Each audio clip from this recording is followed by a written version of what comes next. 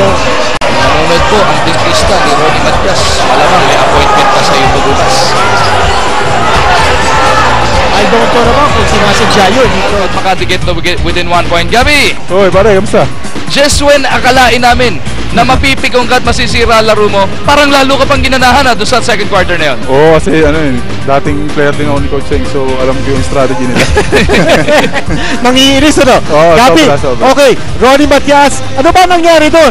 Medyo kinabit yata ang tenga mo. Ano ba nangyari? Hindi, kasi pag ikot ko kanina, akala niya sinasadya ko. So, pagbaba namin dalawa, sabi, sige pare, ganyan pala gusto mo.